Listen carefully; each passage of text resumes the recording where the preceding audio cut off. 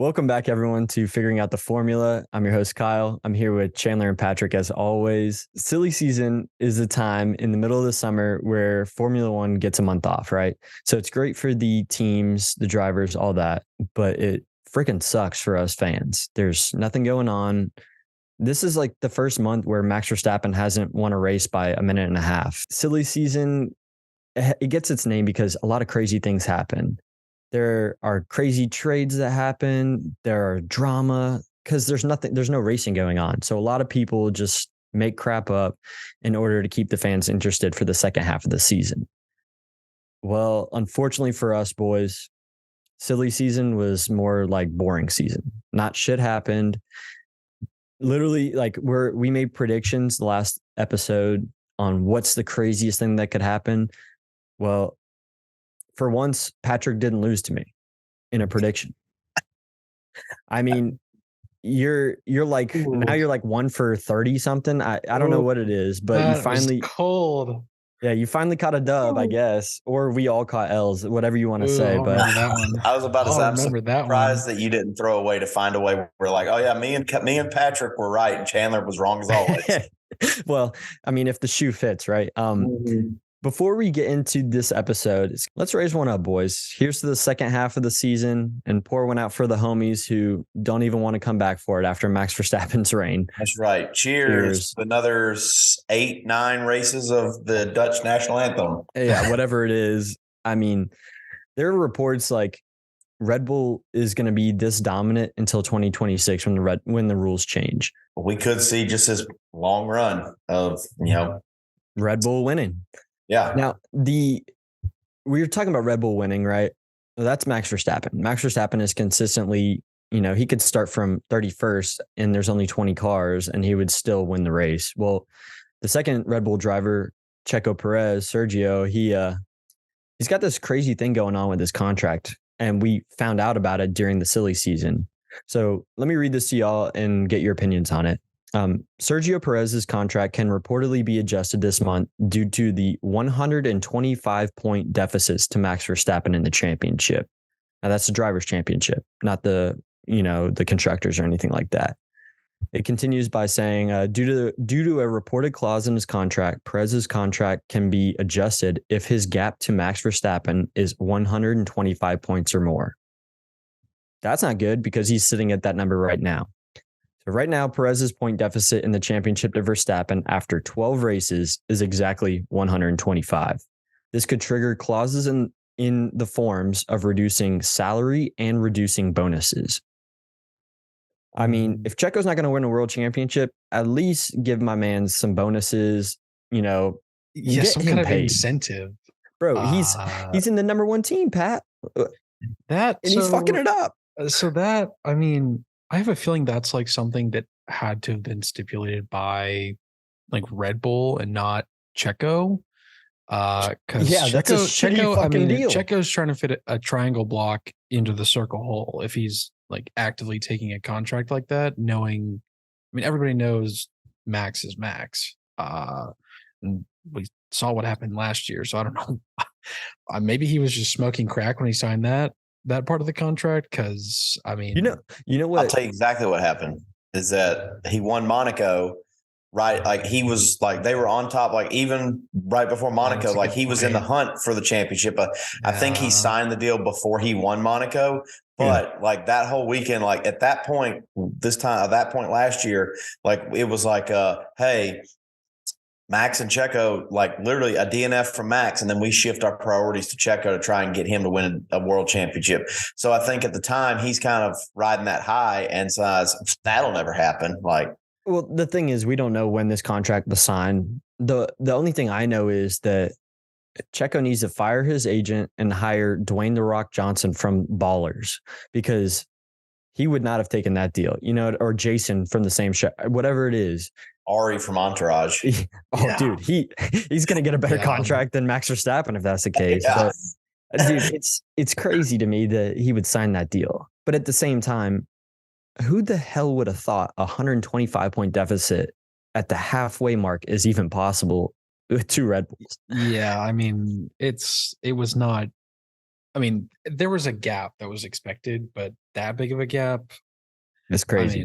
My take on that whole thing is that if you take Max out of like this, and I'm not going into like redistribute the points if like Max wasn't there, Sergio is still second place in the individual championship. It's not like he is like Max is first and he's like all the way down in fifth or sixth. Like I'm sure that may be in the contract. If we actually get word that like they've enacted this and like cut some of his pay, that's when I'll have a real problem about it.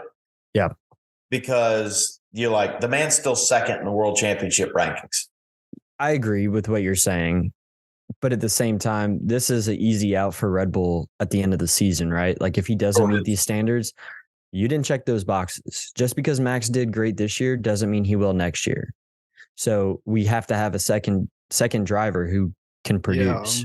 It's a slippery slope, right? Like it leads to an out for Red Bull, right? So whether Red Bull, like you said, Chan, enacts that and actually forces him to take a pay cut because he's not doing well, even though he's in second, he's not doing well compared to the other car. Mm-hmm. So the interesting thing is that's at the front of the field. Well, the back markers, you have AlphaTauri and Williams. I mean, we've already discussed the Williams flat floor before. AlphaTauri just, I don't know how a B team to Red Bull can be that bad. They replaced Nick DeVries with Daniel Ricciardo, hoping that maybe he's going to at least get us some points in the second half of the season. Well, there's already talks that they're looking for another driver, right? I'm not saying that Daniel Ricciardo was never like, okay, he's going to be AlphaTauri's driver next year. He's just substituting for the rest of the season. My thing is, there's a report, and I'll read it to you guys again. Both AlphaTauri and Williams are said to be interested in IndyCar driver Alex Palou. The only issue with that right now is that McLaren needs to agree to release him to race for another team because he is a reserve driver for McLaren. Alex Palou is known to have been on Red Bull's radar as the team is still unsure what to do with its AlphaTauri driver lineup beyond this season. So there's a couple of things to unpack with that, right? Like Alex Palou does not drive for McLaren in the IndyCar series, but he is a McLaren reserve driver for Formula One. Are they going to say, you know what? We want you out of IndyCar because he's going to be another champ. He's going to be the champion of IndyCar this season. So do they get him out of IndyCar so that Arrow McLaren can compete with lesser drivers for the championship next year and suffer with him in F1? Or what do you guys think? That's my thought is, so someone who I'm not as diehard of a IndyCar fan as I am F1, but following the F1 world is that Zach Brown is at the top of both the McLaren. He's got to kind of pick, all right, what's the lesser of two evils? Do I take Alex Palou, put him in an AlphaTauri where he's not going to win a championship because the car is not going to win him a championship in itself? I mean, Max Verstappen, I don't think could win a championship in an AlphaTauri, but fuck no.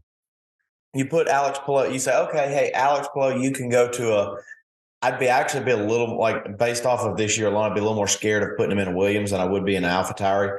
But you put him in one of those cars, and then you know that, hey, if McLaren has been improving, as we saw going into summer break, and they're continuing to improve, you're not really worried about him in F1. But in Arrow McLaren is not going to win the constructors the manufacturers championship in IndyCar, but it takes out one of the top people who, if he stays with, I believe, is he with Chip Ganassi? Yeah, he's with Chip. Yeah. If he stays with Chip Ganassi, then that dynasty will continue because that's a top team and you have a top driver that will continue. So I think that there's more money to be made by winning IndyCar rather than be at the risk of hindering there. So that's my 2 cents on that, is that if Zach Brown's smart, he will release him. Yeah, because absolutely. Zach Brown has like 17,000 reserve drivers on call. I think are so. Yeah, I think, Pat, that Zach Brown, if he were to say, okay, you can drive in Formula One, we'll release you, but you have to sign a contract for this season in Formula One, I think that's a fair trade, right? Like, yeah, because because you don't want to release him and then he shops around from team to team, then realizes, oh shit, AlphaTauri isn't getting any better. Williams is not getting better at the rate that I want. So I'm just going to go back to IndyCar and win another championship.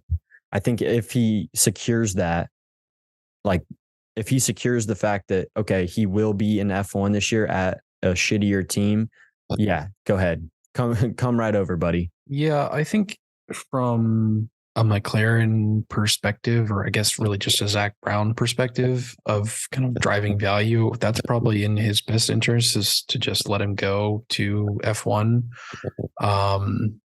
Now, from a driver perspective, it's pretty debatable. We've got AlphaTauri, who, like, as we've discussed, it's a shit show, of which I think a lot of that has to do with their team principal retiring at the end of this season. And so, after this season, whoever steps up to take his place, who knows? But I think what AlphaTauri right now is probably really looking at is some kind of medium to long-term stability with drivers. Because, they get run through like clockwork. Normally you pay extra for that. Yeah, I mean, and with Williams, I don't think Logan Sargent's gonna last after this season there. So it could be a viable option for. I think Logan will get one more season, or at least a half season, like De Vries. Yeah, I don't see, because it's hard to learn, and then Alex Albon is a great teammate for him, but like we've all seen their car, the technical aspects of their car. Like the fact that Alex Albon has even scored points is insane to me. So yeah, that's true. In order, like James Vowles needs to give him a good car to see what he can do. At least a half season, like De Vries. After a half season, it's like, okay, we know you can run up here. If you're still fucking rear-ending people like it's the downtown connector in Atlanta, all right, you're gone. Yeah. But, if you're actually driving smart races, keeping the car in one piece, then okay, yeah, we'll consider letting you drive the rest of the whole season, that kind of thing. But yeah, I mean, it can make sense either way. Yeah, what doesn't make sense to me is Ferrari's going to Ferrari, and we've been saying that every episode because in one way or another, they've plain and simple, they've fucked up, right? Whether it's strategy, whether it's the car, the driver, whoever has fucked up in every single race. Ferrari has not won a race this year. Well, they've gotten poles, they haven't won. Well, it's reported by Auto Action that Carlos Sainz has already signed a pre-contract with Audi to join the Sauber team in 2025. Even though it's not a binding contract, as Ari from Entourage would say, it shows that the Spaniard is considered his alternatives to Ferrari, right? Like he may not want to be there anymore. Quote by Carlos Sainz, quote, I do prefer starting a season already knowing where I'm going to be the following year, end quote. So he said that in Spa. They didn't have great results in Spa, and he's already talking about, I want to know where I'm going 2 years from now. The goal he continues to say, the goal in 2024 championship without any worries about it. And my contract for the future is already signed and sealed. So Carlos isn't even worried about winning races. He's worried about, is he going to stay in F1? Yeah. I don't know if the Audi team is going to be great. I don't know if they're going to be bad. I have a feeling they're going to run, 15th to 8th around there, given the already existing teams. If that's the case, great. If not, then why give up already burned bridges at Ferrari if you're going to do that? That makes no sense to me. I think this is a kind of smart move by Carlos. Because do you think he's going to get cut or something? I think in the next few years he's probably going to get cut from Ferrari. Okay. F1 teams, they like a lot of stability and everything, but if you may have a stable team that's towards the front, but every team wants to win, and if somebody that's not really a race winner, they're not going to stick by them, especially at Ferrari. I mean, Charles Leclerc, that dude's in Ferrari for as long as he wants to be. Everybody knows that he's got a crazy amount of talent, but even last year when Ferrari was competing, Carlos was nowhere near him. And I mean, if you ask me, Carlos's win last year was kind of a bit of a fluke. But from Carlos's perspective, having that stability as an F1 driver, I mean, I think his career is kind of shortened up a good bit to where it's not just, I may win a race here or two, and then maybe I could challenge for the title 1 year. And then towards the later stages of their career, they're just trying to make money and stay in F1. Well, because of the way Ferrari's going and Red Bull's dominance and everything like that, his timeline's getting compressed very quickly. And so I think that's a smart move for him if he's already got that done. Especially, honestly, it's a smart move by Audi too. If they want to get an experienced driver, because, Joe and Bottas are both great drivers for that team already, but I don't see Bottas doing it for too much longer. That's my thinking. Yeah. I think if they get, like you said, a person who can lead the team and already knows how it's supposed to be, that's great. But is Carlos Sainz the guy who knows how it's supposed to be? Because Ferrari's been fucked for, they should have won a championship last year. They could have competed for a championship last year. Yep. And they didn't, because of mental errors, that kind of thing. So I think, Chandler, the craziest part about this whole silly season might have been in relation to Ferrari. So at the end of last season, Ferrari he resigned. And I put it in quotes because you don't resign in Formula One. You're fucking fired. They just are nice about it. That's right. Mattia Binotto, he was the team principal for Ferrari. I liked him. He didn't really mess up. It was the people who worked for him fucked up, basically, the strategies and that kind of thing. And that's what led to them not being able to compete for the championship. Mattia Binotto is reportedly been picked by the Renault CEO, Luca De Meo, to take charge at Alpine. I believe it's for next year, but there's no set date. They're just talking right now. Well, it's like, how do you talk? Like, yeah, we want this guy to lead our team, but we don't know when that'll be. Do you think he's going to be successful, or is it going to be another Ferrari 2.0? I think it all depends, and this is something that we probably, as the public, will never get to see, of just how bad the foundation and the bones of Alpine Renault is. And we talked about it last episode with when obviously Otmar was fired, let go, agreed to part ways. We talked about it of we saw Daniel Ricciardo come to Renault. They said, we're going to build a car around you. You're our future. And then after 2 years, he doesn't like what he sees and bounces. And then, then in comes Fernando Alonso of not really, we're going to build a car around you, but we're going to build a car around you and Esteban together. You're going to mentor him. He's going to be our future. And then boom, 2 years, Fernando bounces. So something was going on. And the thing that was kind of common, the uncommon denominator, was that two different team principals. So what's underneath that? So I think that if he comes into Alpine, he's going to have to fix whatever's going on internally. How hard of a fix that is, I don't know. That will determine how soon we start to see some success. And I feel like with the new owners of Alpine, the French government's lead stakeholders, but then behind it, you now have some Americans coming in and buying it. Is how short of or long of a leash are they going to give him? Well, no, that's a really good question, because we saw Otmar. This is his first year with the team, and they were already shitting on him, and he's already gone. Yeah, what are we doing? Yeah, again, this is a good chance to reuse the line of you can't go get 9 women pregnant and expect a baby in a month. So, no, it's a top quote for sure. We'll see if Mattia Binotto, keeps that thing on him or not, whether he can get 9 women pregnant. We'll see. But dude, who will not get anyone pregnant is the this guy used to drive in Formula One, got cut this season, and now he's going to Harvard University, where he's sure to finish last at the bars like he did in the races. Nick DeVries. You sure about that? What do you mean?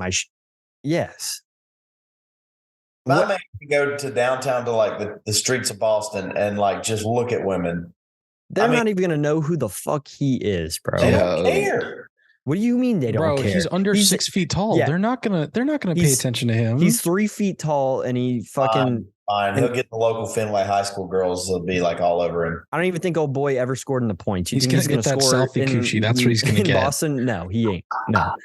My thing is not Boston. It's a different crowd. The whole thing is insane to me, right? Like, you finally get on the F1 team and you're dog water, as Pat loves to say. You're dog water. You're just garbage. And then you get cut. Okay, well, what do I want to do now? People work their entire lives. They cram at, they take ACT, SAT prep. They're studying their asses off. They volunteer at their local soup kitchens. They fucking save a baby whale in Antarctica, whatever it might be. They give it their all. And then they end up going to Georgia State because they didn't get accepted by Harvard. Well, that sucks, one. But two, you get this guy, this little gremlin comes in and is like, yeah, I think I want to go to Harvard. They're like, yeah, please, come on, buddy. Here's your seat right here. It's right in the middle. I mean, if you didn't hate this guy, Pat, before, you do now. Dude, I mean, it's the most privileged thing, honestly, I've seen in forever. Like, Formula One is one of the most like privileged ass sports out there. But just seeing this guy be like, oh yeah, I suck at Formula One. Hey, what are you doing next Tuesday? Let's go enroll at Harvard, man. Yeah. And I understand he's got some bullshit ass degree, which I'm currently looking up. But it's underwater basket weaving in Harvard. And it's just it's ridiculous. And I know Harvard has stuff where they'll have like like they'll have Toto come and teach a class about something, or they've had like Alex Ferguson from soccer come teach classes and things like that. But I mean, he's not teaching, right? He's going to be he's a student. And it's like you said, people work their whole damn life, even for those other bullshit majors there. And then this guy's just like, oh yeah, I'm going to enroll there next week. They're like, yeah, that's cool. Come on, bro. Career day. Nick DeVries is going to be like, this is my daddy, Toto. He's going to tell us about the world of leading a sports organization. I'm just picturing it, right? Like, you see, and I know, like, you see like Goodwill Hunting, right? Like, they're all like, all those students are dressed up and all this stuff. Well, is Nick DeVries gonna wear like a sport coat and all this shit, or dude, is he? He would. He would.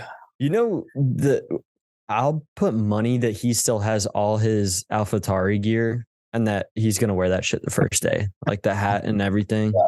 Yeah. And he's gonna tell people like, "Hey, you know who I am, right?" And it's just gonna be the fucking cafeteria lady, like, she's worked 18 hours today, and she's like, I don't give a fuck. Please get out of my face. Valedictorian from a school in like the middle of like in like Chicago, like, and it's the guy who's like, I've never seen a TV in my life. Like, who are you? Like, yeah. So I looked it up, and he said he's going to be taking courses in negotiation and leadership. Whatever the fuck that means. He doesn't even learn how to negotiate keeping his job for a full season. Yeah.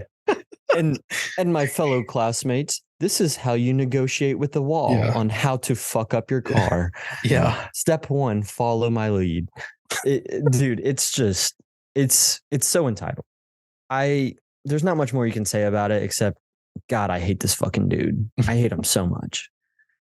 Speaking of hate, though, Williams, on a much more serious note than the gremlin attending Harvard, is Williams has a bit of a lawsuit brewing in the courts here in the U.S. Let me read this to you guys. It's a little long-winded, but hang with me. Here we go. So Williams will have to face another challenge in court. Claudia Schwartz, a former marketing executive at Williams Racing, has launched a $100 million lawsuit in the U.S. over claims that she was forced out of the team. First off, I have no idea who the fuck this lady is. I never heard of her name ever before.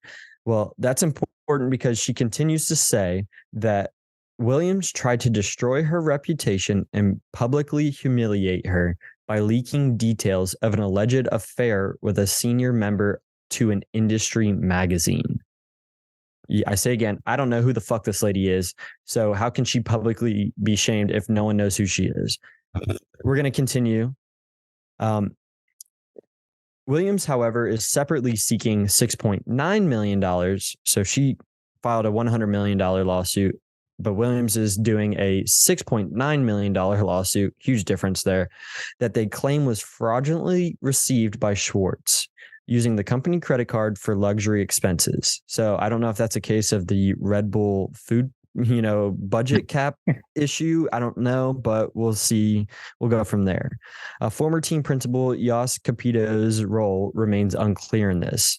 It's likely to be what caused his exit at the end of 2022. They accuse her of unprofessional and egregious conduct on a near daily basis, creating a toxic workplace culture and terrorizing staff. Allegedly, other employees claim she displayed sociopathic and narcissistic tendencies, which created an environment of fear and blame. So as if their floor wasn't flat enough, you got this flat-chested lady who's bitching about Williams firing her ass because she fucking sucked. That's what it seems like to me. What the fuck is going on there, bro? Oh my God. I mean, that's honestly one of the spiciest fucking things I've heard out of F1 that's not on track in a long fucking time.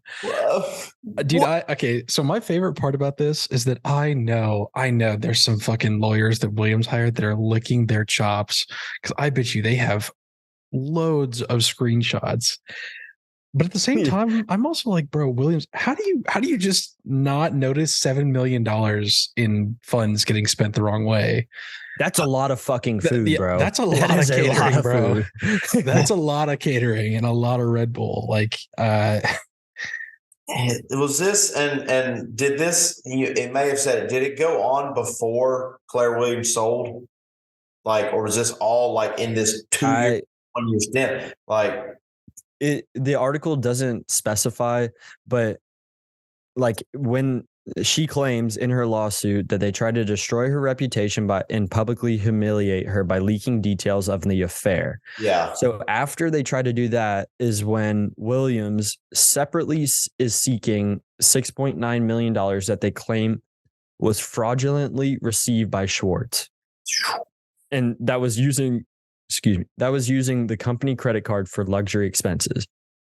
Did she buy a fucking yacht during? Dude, I mean, no, like what it is they added it up, and this is like just mind-boggling how like $7 million of this of like it's her upgrading herself to like, oh, like, well, if I've got to go on like a sales, let's say marketing, I've got to go meet with a potential like sponsor in Dubai, and I'm going to go and get the penthouse at the Burj Khalifa instead of just staying at the per diem or staying within a per diem or like I'm going to fly first class on a 1-hour flight, like, because I can do that. So it's like, how do you rack up $7 million of luxury? Like, okay, on a good night, the Ritz is like $500 a night. How do you rack up $7 million of luxury expenses? Like, this woman was living her best life. Let's be honest. She was living her best life.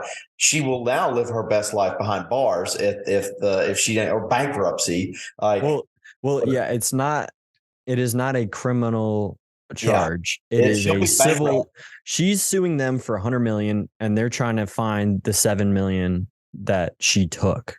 So I don't know where it goes from there, but the funniest part to this whole story to me was basically she was spending all this money on luxury shit, right? And then I guess she was treating her employees like, as Pat says, dog water, and expecting them not to report that shit. Like, it says like, quote, she displayed sociopathic and narcissistic tendencies, which created an environment of fear and blame. Bro, you're in Formula One, some of the most sought after industry in the world. How the fuck do you think you can act like that and think you can get away with it? That's especially while you're fucking stealing money, basically. So what? my biggest thing, just from that information,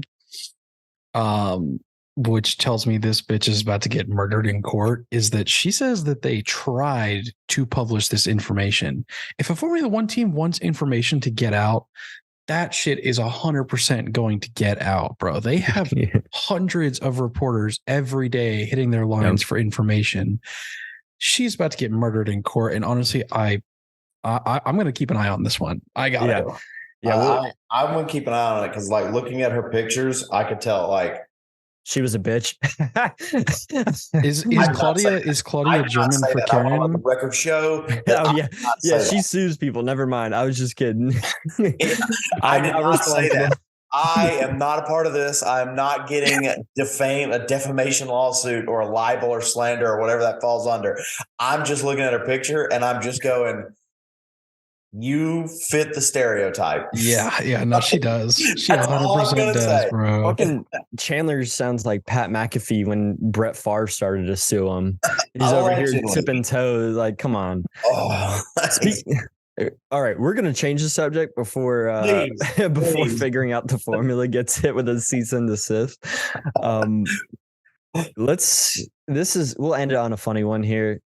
I know every time I see the lottery, when I see it go up to, I think it was at $1.2 billion recently. Right now, Powerball is at like $300 something million. And it's always like, what would you buy? Well, I've always wanted to buy a Aston Martin Valkyrie. So it's the closest thing you can get to a F1 car without getting in an F1 car. They make two types. One is the street legal kind, and the other one is solely track based. Well, during the summer break, your soon to be champion, 3-time world champion, Max Verstappen, was just on a daily drive. He's just cruising around in his Aston Martin Valkyrie. Fucking jackass. As if I didn't hate him enough. He has a fucking Valkyrie. The issue is he was doing it on a public road, not on a track, right? So let me read this to you guys. And Pat, you're a huge Verstappen fan. If you still like him after this, then I hate you because I want his car. So Max Verstappen could be prosecuted because there's a video of him driving the Aston Martin Valkyrie on the road. He's seen driving at 124 kilometers an hour, whatever the fuck that means, instead of 90 kilometers an hour, which is what the speed limit was. So he was 34 kilometers an hour over the speed limit. He also, my biggest pet peeve, and this is why I don't like him anymore, he stays in the left-hand lane. So the fast lane, Max is just riding in the left lane. No, I remember that driving the other side of the road. So he's technically like in the slow lane, I think. Well, it depends on where he is, but yeah. No, well, the report says he's in the left lane. All right, to give us Americans, like he says, he's doing 124 kilometers in a 90. What does it matter if he's in the left lane? That's the fast lane, and he's going not. fast. No shit, Sherlock. But he's not passing people. He's just riding. I bet you he was passing people. I bet you he was fucking passing people. 124 and a 90. All right, motherfuckers. That's what the article says. All right. Was he going 124 and a 90? Yes. Is that what it says? Yes. Yeah. So in mile an hour for us commoners, that is 77 in a 56 mile an hour zone.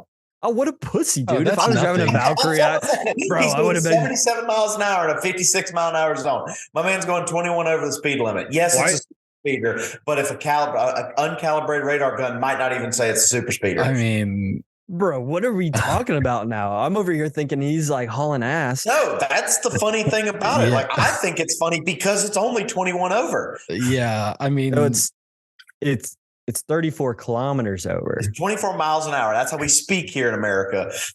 We're in a goddamn American Zoom call, damn it. YouTube is a global environment. All right. Take it easy. It's fucking all right. So I thought this was a bigger story than it was until I realized this motherfucker. I go faster in my Chevy Silverado. It's Aston Martin Valkyrie, dude. So let me continue. So he stays in the left-hand lane, which is forbidden under the highway code. He's also wearing a helmet, which in the picture it doesn't show him wearing a helmet, but it looks like your headset, Kyle. Yeah, not like yours though. Not like mine. Yeah. So he's wearing a helmet allegedly. It's forbidden. And then the Gendarmerie Nationale has a specialized unit that actually tracks down people in videos who break the law. So like you post a video on social media and you're whipping that thing, even if it is 70 miles an hour, fucking pussy. Your ass is getting got. They have a special unit to see those videos and get you. I mean, got. It's not hard to find them. It's a good thing John Morant landed in the NBA, or if he was over here, jail right now. Yeah, that motherfucker would be straight to jail. Do not pass go. I don't know. You just gotta identify as Brittany Griner, and he'll be all right. I mean, comedy. I mean, this is really it's going to be some bullshit fine. And Max is going to be like, that's like a day of my pay. But yeah, I mean, when Chandler said that conversion, I was like, oh, that's nothing. Like, that's $285 on a Wednesday. Bro, in my mind, I'm thinking like, oh, he's hauling dick. Like he is like, this dude is being dangerous on the road. It's literally like a fucking Camry. You put him in an Altima. Oh, see how fast he goes then. Here's a thought in my head, and this is Max playing the long game. Max is going to get hit with a fine that is worth 1 point of because driver standings points. So he's going to get on the radio, and whenever GP and Christian are telling him, is like, don't push the car. You've already done this stuff. I need to pay my fine. Let me go get my fastest lap. I need to pay my fine. Like, shut up, or you're paying my fine for me. Yeah, dude, I thought it was a bigger story than it was. I guess I should have done my research as, a journalist here that, like when you said, let's go on a funny note, like I genuinely think the story's funny because they're all up in arms about going 21 miles an hour over the speed limit. Yeah. And it's not fucking fast at all. He's in a Valkyrie, dude. Continent where the Autobahn has no speed limit. Like he's in a Valkyrie where, dude, if I was driving a Valkyrie, I am not going 70 miles an hour. Your boy is either going to jail or dying. I'm hauling ass. Or I don't know. I guess I'll run from the cops. I will see. I guess I'm just not going to post it online because now they just told on themselves and saying, hey, we're watching. I don't know. Yeah. That was pretty much all the drama that has happened this silly season. There were some crazy things that happened at the first half of the season. Some things where it's like, they did not just do that. Like cringy, it's like, what in the fuck were you thinking? I just want us to run through real quick. You guys say your cringiest moment of the first half this season. So I'll narrow it down. We'll focus on the pre-race ceremonies, right? So that could be the national anthems, that could be the intros, that could be the grid walks, whatever you guys are thinking. Name the race and what happened. We'll start with you, Pat. What do you think is the cringiest thing that happened the first half of the season? So the cringiest thing for me, of which I think pretty much everybody expected it because it was in the US, was in Miami during the pre-race when they have LL Cool J with these just ridiculously oversaturated driver intros and this awkward mini little orchestra playing music as the drivers walk out and them trying to find something to say about, drivers like Nick DeVries or Logan Sargent. And then the only person he daps up is Lewis Hamilton. And all the drivers you can tell are just like, fuck this shit. Like, I just want to get on with my race. Of which it was really the most American thing possible. Like three people in a boardroom were like, yes, that is our idea. In my head, I'm over here like, he now attends Harvard University. standing at 2'5", 103 pounds. Will never win an F1 race in his entire life. Nick DeVries. The pride of Cambridge. Yeah, I mean, like, it's Someone the shouts out from USA. the grandstands of Miami, "Go Yale!" Yeah, and I'm banking on this being overshadowed by something in Las Vegas, and we'll get there when we get there. But for me, that was, I mean, just levels above everything else of what the fuck are we doing here? Yeah, it's like, dude, can we hurry this shit up so we can go race already? But all right, so that's Pat's. Pat's is the Miami Grand Prix driver intros. Long-winded, annoying as fuck, not very entertaining. Chandler, we'll move to you. What do you got? So this actually came at the last race before the break, the Belgium Grand Prix, and we've seen some awkward national anthems being sung. We're going to come back and touch more on some more national anthems, I think. But the Belgian national anthem, the actual like acoustic, like the sound of the national anthem is fine. They cut and they show the artist and has like the red, yellow, black, like hair, makeup, but then the cape. The cape was all the way from the start finish line down to Eau Rouge, like down there, just draped all the way out. And then oh, dude, and they have the fire shaped lenses, the fire glasses. lenses. Yeah. So that being said, like one of the funniest things I've seen on Twitter, like at least with this, was somebody tweeted, said, "Mom, I want Elton John." And then mom responds with, "We have Elton John at home." And then the quote says, "The Elton John we actually have at home." And it's a picture of this artist singing the national anthem. And then what's even funnier than that, to top it all off, was that very similar to, was it Kesha or Shakira? That I think it was Kesha that was singing the national anthem at an NBA All-Star game. No, that was Fergie. Fergie, yes. Yeah, that was Fergie. But where it cuts to all the NBA All-Star players, like they're like trying to, like Draymond Green's got that. And you cut to all the drivers, and it's like they're all staring forward, because if they make eye contact with each other, they're all going to lose, except Fernando, who Fernando's trying to get someone to look at him. You see Fernando looking around, and then they hit a high note of the anthem, and Fernando just like, if Fernando was waiting, Fernando's like, "I want to lose this, but I'm not going to lose this by myself. I want somebody to make eye contact with me." And I cannot get over that video, and just like that tweet about the two of those combined just makes it's not really cringy, because like for someone who's not from Belgium, to me it's just hysterical. I feel like that if you ask someone from Belgium, they probably think it is the most like cringiest, horrific thing possible. But to me, it is just so funny just watching that. I'll go back and watch that Fernando on repeat. Just bro, he was trying. It's like when you, like, your friend comes over to your house and your parents start yelling at you for some shit, and then you look over and your friend's like, and then you start laughing. That's exactly what it was. Exactly it. So Pat picked driver intros in Miami.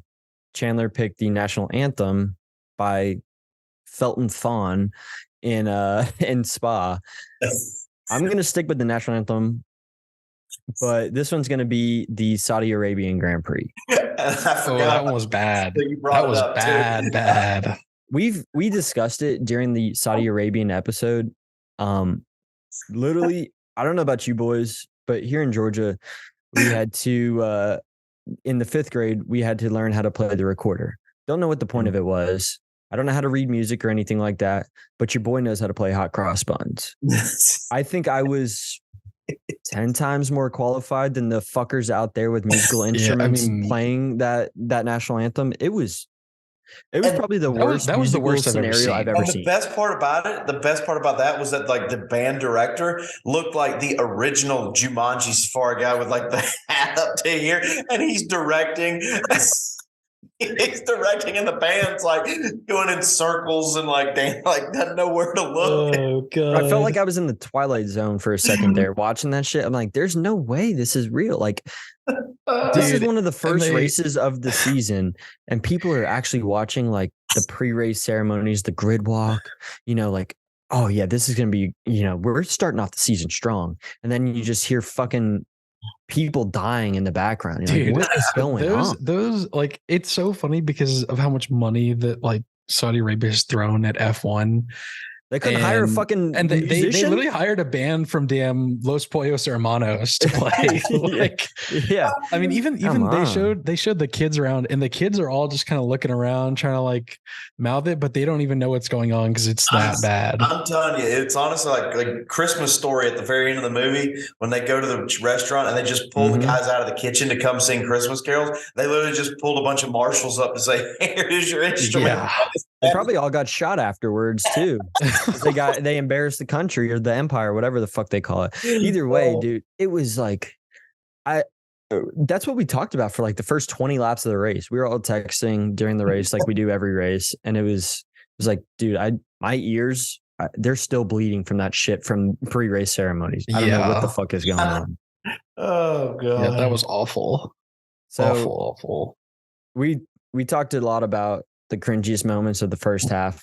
I'm sure there's going to be more the second half. Pat kind of touched on it a little bit, but Las Vegas is either going to be the coolest sporting event of the year or it is going to be the most cringy. I think it's going to be hit or miss. It's either going to be the greatest race we've ever seen, like not the actual racing. Max Verstappen's going to win. I'm already calling it, but it should be a great atmosphere, or it could be, let me say. I guess we'll see. We're going to update you guys on what is still the cringiest moment towards the end of the season. As we move towards the end of the season, though, there are two drivers that our predictions were wrong. We thought someone was going to be replaced or retire, something like that. Well, Haas has actually secured their drivers lineup for next year. It is going to be the same drivers, Kevin Magnussen and Nico Hülkenberg. I think it's a great move. I'm surprised that Kevin isn't going to either quit or be let go. Nico, I think, is a solid move, but I mean, I'm still waiting for Gunther to be fired because the drivers are there. The car's not bad. I mean, for what it is, it's really not bad. But what does Gunther do all day? You know what I mean? Like, I don't know. Do you guys think that this was a solid move, keeping the same drivers for next year? I think it's papering over the cracks still for Haas. I mean, until they get rid of Gunther, nothing's going to change. Yeah, that's fair. The only like maybe twist of slant that you can angle towards that is, okay, maybe that Gene Haas and all them have decided we're going to keep our drivers consistent because we know we're going to make a change at the end of the year in terms of team principle. So fair enough. Maybe that's the only other thing. But you hit the nail on the head. I mean, the drivers they're consistent with what their car they've got. They're not going to go out there and finish dead last unless Hülkenberg and Nick DeVries decide to do the tango one more time. Yeah. But they're consistent. So it's all about, if you want to decide that we're going to build around this core, that means you're firing somebody else. Yeah, for sure. All right. Well, that was pretty much it for silly season. Like I said, our predictions from last episode, none of them panned out. So we're just going to pretend like we didn't even make predictions. But I did say, though, that we are going to make our prediction for the Dutch Grand Prix this episode. So we're going to go ahead and do that. I prefaced this at the beginning of this episode saying that Patrick fucking sucks at picking stuff and he always loses to me. So I'm going to continue that streak because I get to pick first, right? So just to clarify, just to reiterate the rules, Max Verstappen is not on the table anymore. You cannot pick Max Verstappen to win the race. So we're picking for the next highest position that is not Max Verstappen. Once a driver is picked, the other two or the other person cannot pick that same driver. So I get to go first since I picked correctly last race. This one's kind of tough. I'll make it short and sweet. We're just going to go ahead and pick him. I think that Checo Perez is going to come out fighting. Pat, you picked second because Chandler sucks more than you do. So that's good. Who is your driver for the Dutch Grand Prix that you think is going to finish highest? Shit. I think I'm just going to go with Lewis. Feel like after summer break, he'll probably be pretty rejuvenated and feeling fresh. But I really just can't see anybody else up there. That's really all it is. Yeah. All right. Well, that's a solid pick. That's kind of who I was debating on, but I think the Checo's going to get his head out of his ass, at least for the first couple of races. So I picked Checo. Pat picked Lewis. Chan, who you got? You guys zig, I'm going to zag. Obviously, I will say that both of those were above this third pick, but I'm going to take the car and the driver that actually Zandvoort has a lot of twists and turns to it. Shortest track of the year. And the one car that has at least kept pace with Red Bull on like the corners and turning is Aston Martin.